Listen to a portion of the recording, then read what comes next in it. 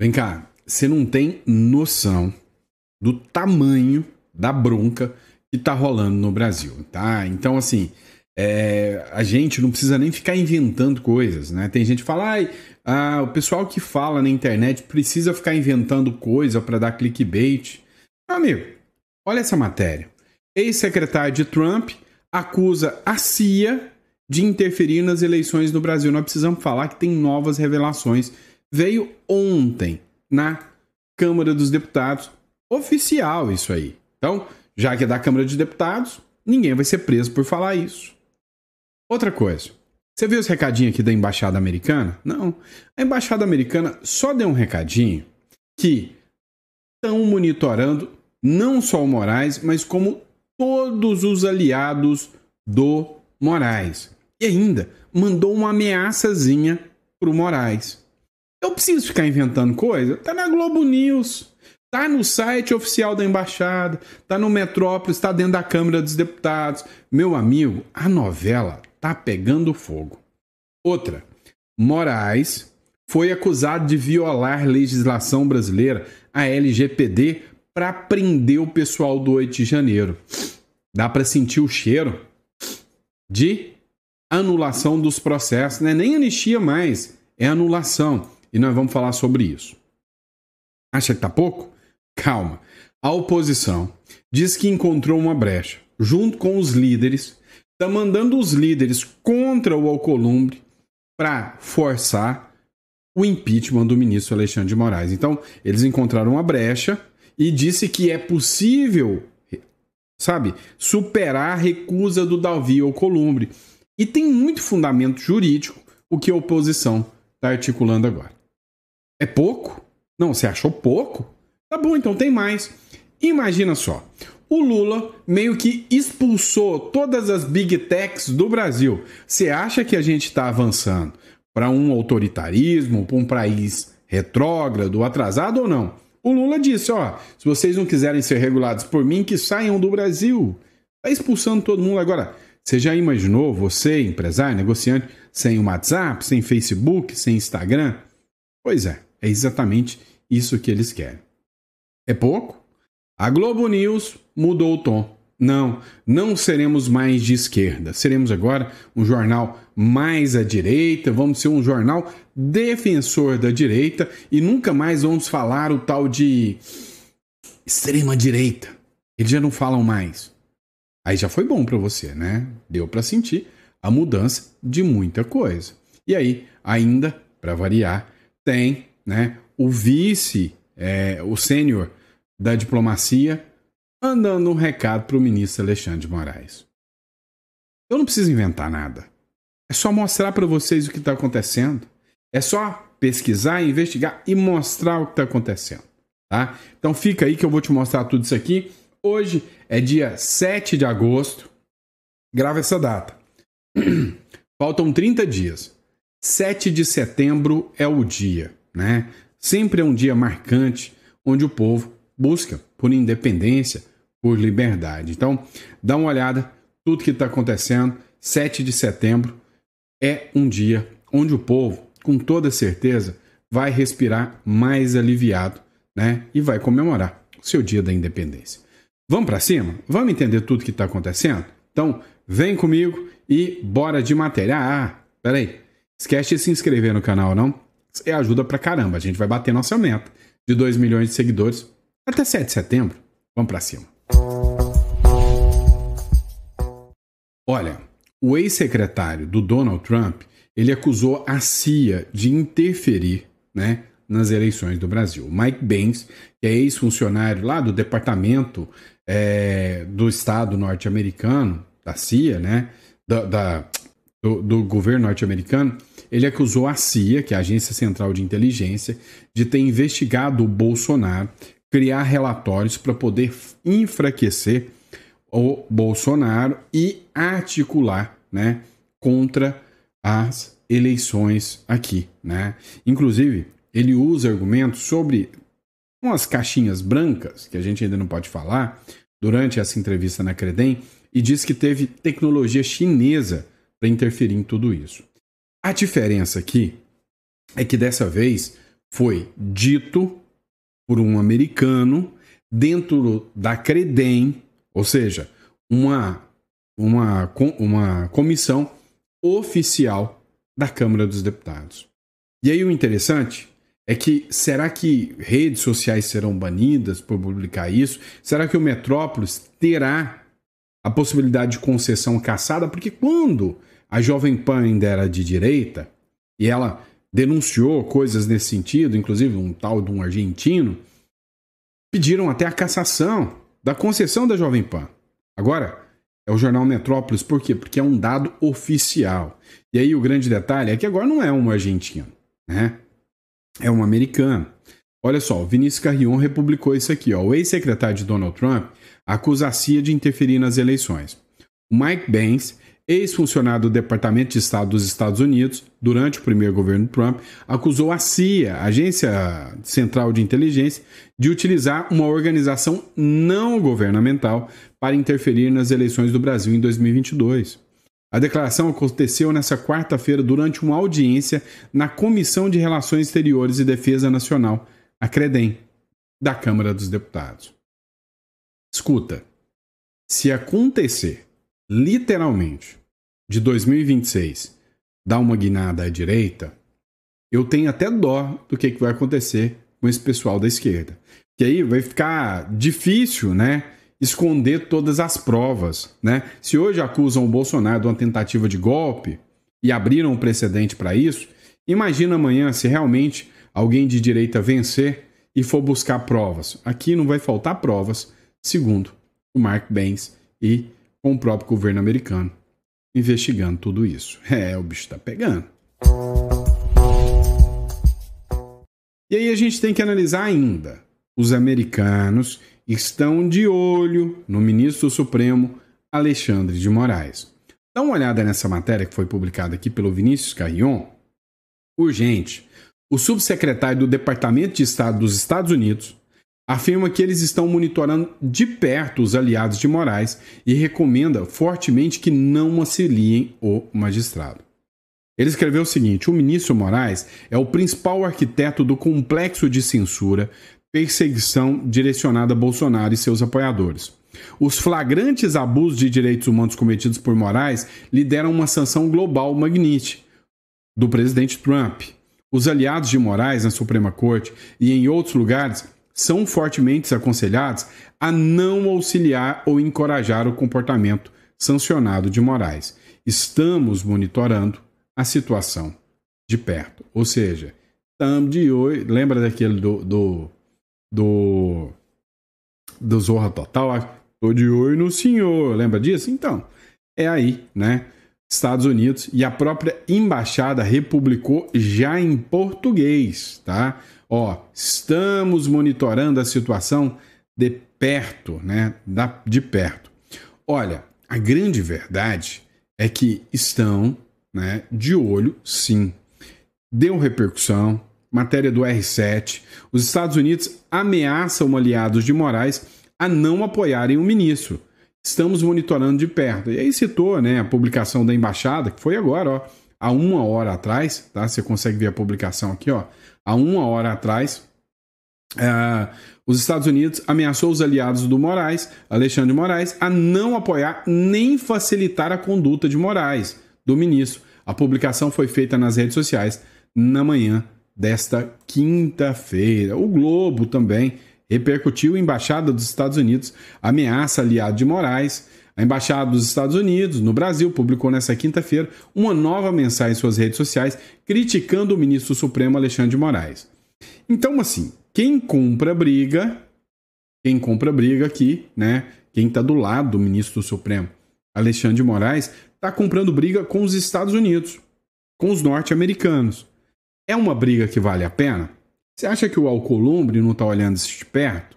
Você acha que o próprio Hugo Mota não está olhando isso de perto? Você acha que alguns ministros do Lula, que estão no governo Lula, não estão olhando isso de perto e pensando: ser bobo, vou comprar essa briga não, que quem pode se lascar sou eu? Então, meu amigo, eu acho que até alguns ministros do STF vão recuar. O Barroso já deu sinais de recuo claros. vamos estar acompanhando tudo isso, né? Essa novela tá interessante de assistir. Agora olha lá, você viu que saiu uma publicação que tá indo de leve ainda, né? Nos noticiários brasileiros, mas já estão começando a tomar um certo corpo aí. Moraes violou a Lei Geral de Proteção de Dados em investigação sobre o 8 de janeiro, diz relatório. Agora o negócio começa a ser documentado. O material produzido por jornalistas cita o uso de dados sensíveis da Justiça Eleitoral por gabinete do ministro.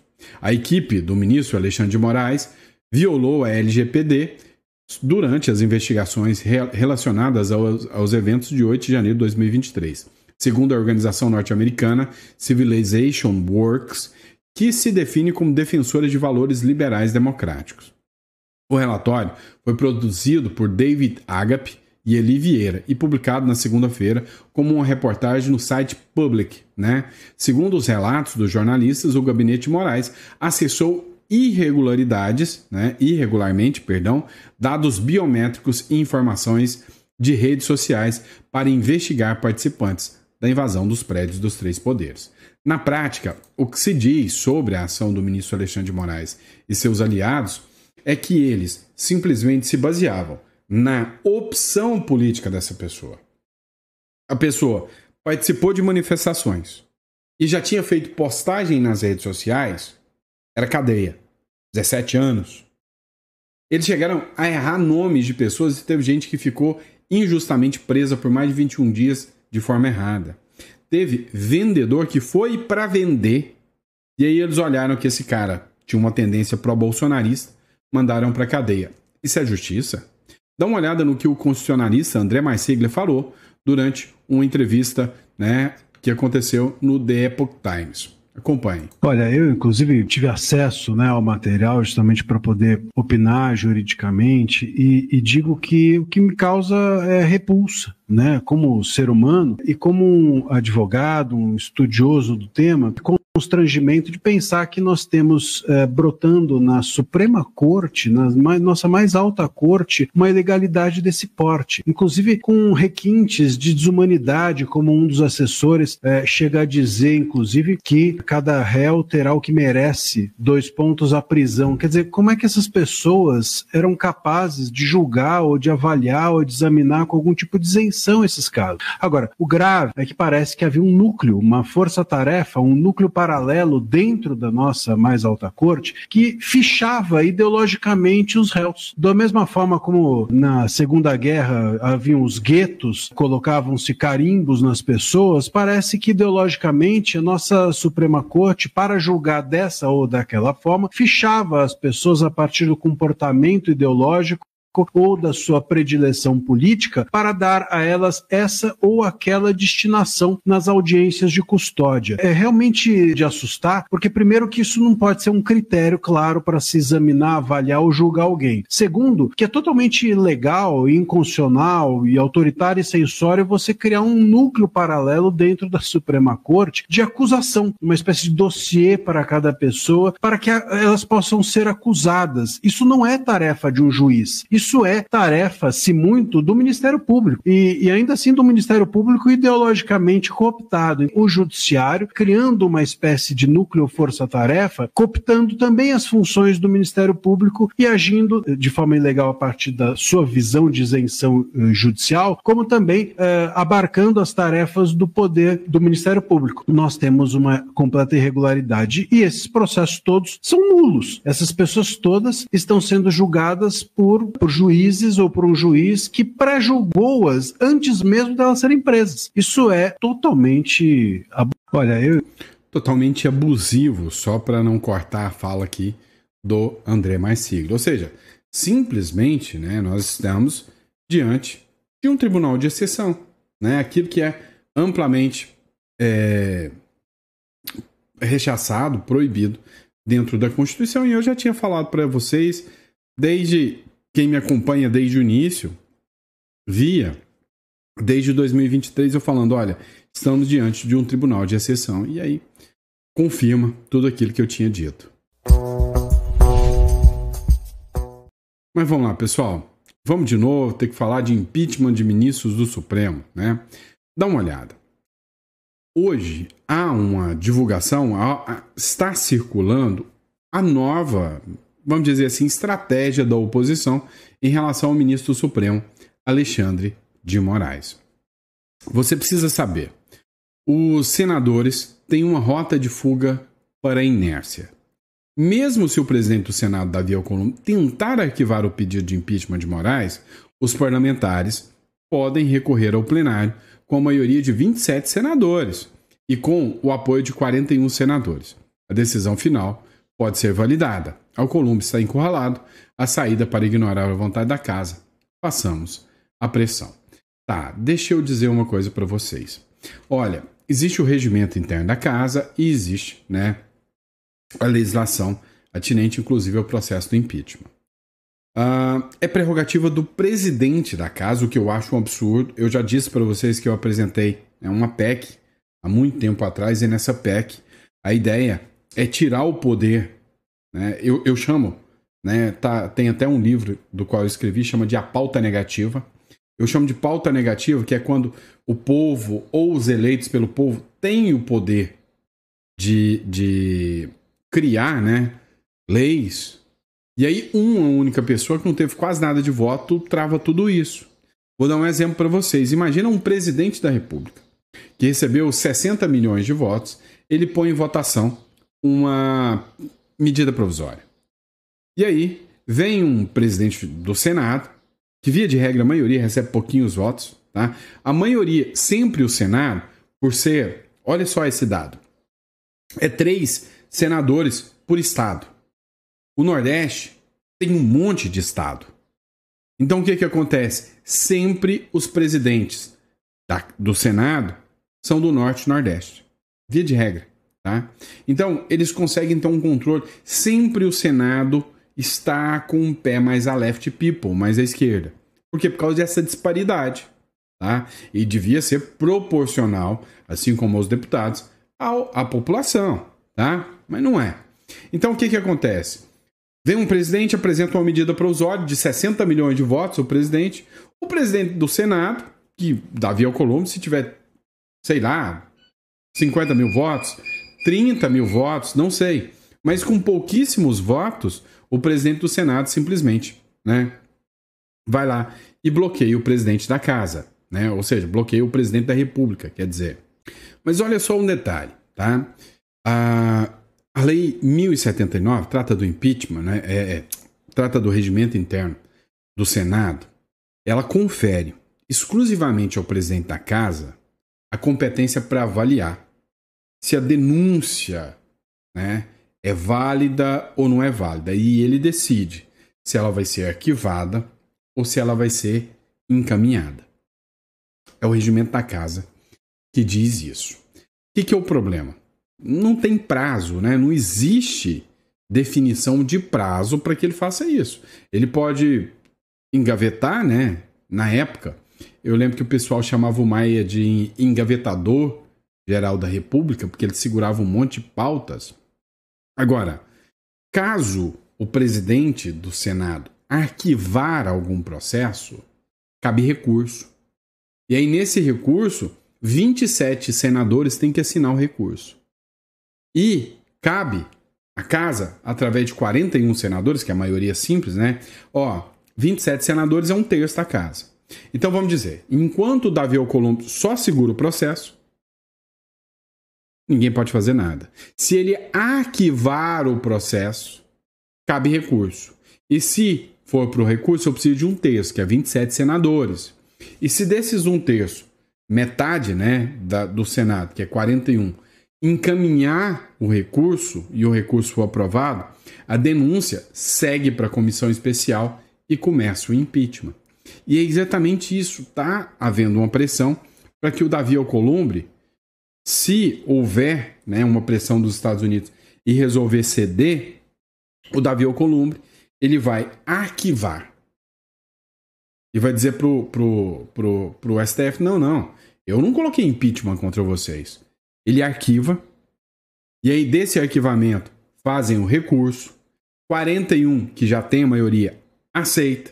E se aceitar, aí anda o impeachment do ministro do Supremo, sem o Alcolumbre precisar colocar a assinatura dele. Mas aí é acreditar que o Alcolumbre está fechado com a oposição. Também não acredito que isso vai acontecer. Vem cá. Se tem um sujeito que tá a fim de afundar a República das Bananas, né? Tá querendo fazer a gente virar uma banana split, né? É o Lula. Olha, o Lula mandou recado. Se as Big Techs não quiserem regulação, que saiam do Brasil. Meio que expulsou as Big Techs. O Lula, né, só para você ter noção, criticou pontos da carta que foi enviada pelo governo dos Estados Unidos para justificar a imposição de tarifas. E um dos trechos, né, diz respeito à tentativa do governo, justamente, de regulamentar aqui as plataformas e a liberdade de expressão e a Big Techs. O Lula, né, vocês querem que eu coloque o áudio para vocês? Acho que não, né? O Lula falou, não, eu não admito que empresas americanas, o Trump não admite que empresas americanas sejam reguladas, mas vocês têm que entender, esse país é soberano, tem uma Constituição, tem uma legislação, a nossa obrigação é defender isso e não existe outro mecanismo. Nós vamos regulamentar. Se não quiser regulamentar, ser regulamentado, saiam do Brasil. Agora vem cá, você imagina o impacto disso para a economia brasileira. Você já parou para pensar quantos dependem do WhatsApp para vender seus produtos? Né? Hoje mesmo, né? Minha esposa deu aquelas vontade de comer doce. Fui lá, olhei o WhatsApp de uma pessoa lá e falei, tá com os doces aí? Manda para nós, entendeu? O cara vem, trouxe, saiu com o dinheirinho dele no bolso, o mototáxi ganhou dele e tá tudo bem. A economia movimenta. Agora vem uma quadrada, né? Não posso falar outra palavra. E diz, olha, saiam do Brasil. Imagina o Brasil sem Instagram. Achei o cara no Instagram. Procurei pelo WhatsApp e fiz a compra. Quantos dependem disso? Né? Quantos não vivem disso? Né? Então imagina o impacto que será para a figura vir e falar, não, saiam todos daqui. Você já imaginou se você acorda amanhã? Presta atenção. Já imaginou o caos? Se acordar amanhã e aí não tem WhatsApp, não tem Google, não tem Facebook, não tem eu aqui no YouTube para nós poder bater um papo? Já pensou? Pois é. Esse é o mundo dos sonhos que eles querem. E aí, detalhe, até a Globo tá doidinha, né, para mudar a regra. A Globo News mudará a linha editorial e dará uma guinada à direita de jornal. Segundo o jornal O Dia, a Globo, ela entendeu que ela tá à esquerda demais. Que ela, não, eu preciso agora me endireitar. Esse negócio de ficar de esquerda não dá lucro, não tá bom, eu preciso me endireitar, né? E aí já não tá chamando ninguém mais de extrema esquerda, direita, nem nada disso. Agora, cá entre nós, você acha mesmo que a Globo é besta? Não é besta nada. Você acha mesmo que a Globo não analisou todos os cenários e falou, olha, até um certo momento o que dava certo, eu estava do lado do sistema e o sistema estava à direita, à esquerda. Agora, a direita vai chegar com tudo. Eu tenho uma teoria de que isso aqui vai acontecer. O Donald Trump falou que não quer mais reeleição. Mas olha só, no seu lugar, ele tem a intenção de colocar J.D. Vance, que é o seu vice. O Trump apoia J.D. Vance como sucessor e cogita uma composição com Marco Rubio, porto seguro para conservadores, tormenta para esquerdistas, aliados à ditadura. Você acha que isso aí foi um recado para alguém? Lógico que foi. Durante um evento oficial no auditório South Curve, né, na Casa Branca, o presidente Donald Trump cravou aquilo que já era esperado nos bastidores. Não quer ser candidato em 2028. Mas no seu lugar, ele indicou o nome de James David Vance, J.D. Vance, né? O J.D. Vance, atual vice-presidente da República, como nome favorito à sucessão dentro do partido. E aí vem cá entre nós. O J.D. Vance, o que se tem de discurso no bastidor é que ele faz o Bukele virar esquerdista, tá? O cara pega o Trump e põe no chinelo. Ou seja, Ele odeia a esquerda, ele tem ranço com a esquerda. E aí eu te pergunto, será que a Globo já está apostando na vitória do Didi Vence em 2028? Ou já acha que o Trump já vai fazer, né, o estrago automático? A Globo, inclusive, começa a abolir o termo extrema-direita dos seus programas. E aí, segundo o jornalista Ricardo Feltrin, o canal Globo News emitiu diretrizes para todos os seus âncoras e jornalistas. Não é mais para usar o termo extrema-direita. Agora, né, não pode mais falar extrema-direita, é para articular e colocar matérias sobre a direita. Não mais atacar o Bolsonaro. Deu para entender o bicho pegando? E aí vem uma matéria da Gazeta do Povo, ó, Vaza Toga, expõe o sistema chinês de morais no TSE e no STF. Aos poucos, né? O povo está sabendo tudo que está acontecendo, ou seja, eles estão sendo expostos. Então, meu amigo, aos poucos, ainda dá para ter uma certa esperança. As coisas estão mudando. E aí, inclusive, vamos falar de duas cartinhas que, há 6 meses, essas duas cartinhas eram impossíveis de serem feitas. 6 meses atrás. Não. Há 3 meses atrás, você não ia ver essas duas cartinhas, mas hoje você vê. Vamos olhar? Vamos lá. O Felipe Santa Cruz, que é o ex-presidente da OAB, ele fez uma postagem polêmica, né? Polêmica para não falar o mínimo. Ele falou que tinha que dar uma bala na nuca do Jair Bolsonaro, mas é amor, tá? Não pensem que é discurso de ódio, não pensem, né, que ele poderia estar, igual aconteceu no caso do Alexandre de Moraes, quando alguém escreveu alguma coisa lá, que poderia estar instigando o assassinato do Bolsonaro. Não tem nada a ver, não. É gente boa, tá? O que acontece? Dessa vez, já foi a maior ação já movida contra um advogado na história da OAB, pelo número de signatários e pela repercussão institucional envolvida. Ou seja, mais de 700 advogados, e eu ainda acho pouco ainda, assinaram uma representação contra o Felipe Santa Cruz para ele perder a OAB, né? Assim, é pouco ainda, tá? Porque a quantidade de advogados que tem, né? Mas assim, aos poucos, o povo já está cansando desse discurso deles, né? Aos poucos, esse discurso de ódio travestido de amor, de dar uma bala na nuca, uma boa pá, uma boa cova, não convence mais ninguém. A gente sabe que vocês não são turma de amor nenhuma. Pelo contrário, vocês pregam o fim de quem tem amor à família, de quem tem amor à pátria. Pelo amor de Deus. Quer saber de uma outra carta? Essa eu quero ver se você assina, tá? Ó, eu quero apresentar para vocês uma carta. Fique Barroso.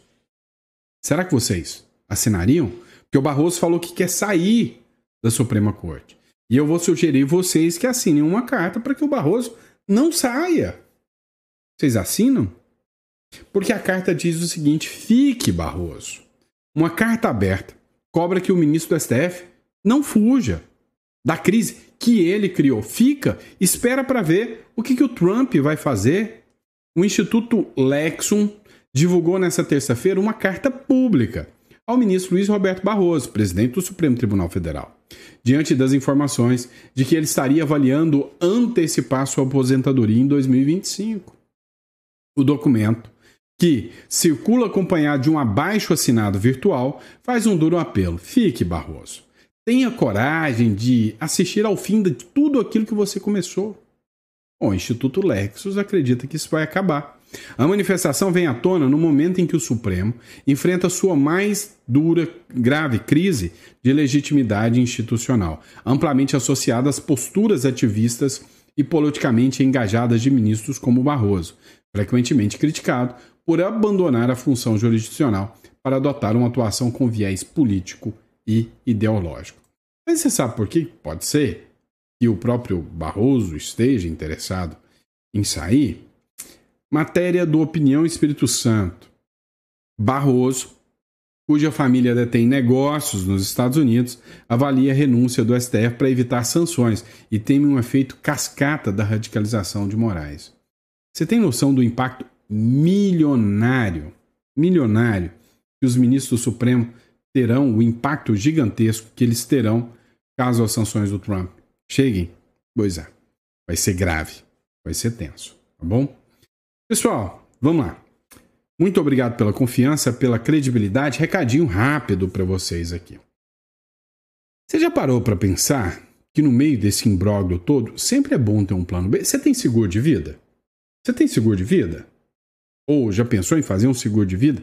Acha necessário um seguro de vida para dar maior garantia e credibilidade para sua família? Pois é. E seguro liberdade? Você já parou para pensar em um seguro liberdade? Para pensar se o pessoal do 8 de janeiro já tivesse uma segunda residência, por exemplo. Já parou para pensar? Então, o que eu falo para vocês? O Uruguai hoje é a forma de você ter uma segunda residência, uma segunda cédula de identidade, um green card, mais barato e mais rápido de todos os países. E é logo ali. Se você precisar, hoje ou amanhã, atravessar do Brasil para lá, você atravessa em fronteira seca, tá logo ali. Imagina se os presos do 8 de janeiro, que para mim saíram para manifestar. Você imagina o vendedor de bandeiras que foi preso só porque um juiz foi lá e olhou uma postagem dele de 2018. Se ele não tivesse que sair do Brasil, fugir para a Argentina, para ser um ilegal lá, sem cédula, sem capacidade de arrumar um emprego, nem nada nesse sentido. Pois é um seguro de liberdade. Você chega num país com cédula, com possibilidade de abrir contas bancárias em dólares, não vinculadas ao seu CPF, sem contar da proteção que isso pode te gerar. Então, se isso é interessante para você, tá aqui, ó. Clica aqui na descrição, tá o link aqui. Aí, se é interessante, você já tem um patrimônio alto, constituir uma holding, estruturar o seu patrimônio, é de cá. Se você já acha que é mais interessante você ter a cidadania uruguaia, residência uruguaia e no futuro uma cidadania, uma liberdade a mais, um seguro liberdade, você clica em imigração, tá bom? Ó, tem um custo R$100 a consulta devido à quantidade de pessoas. A gente está ampliando aqui para poder ter mais gente para atender, mas está levando aí no mínimo umas 2 semanas para a gente poder conseguir marcar a consulta, tá bom? Grande abraço, pessoal. Fiquem com Deus e eu vejo vocês no próximo editorial.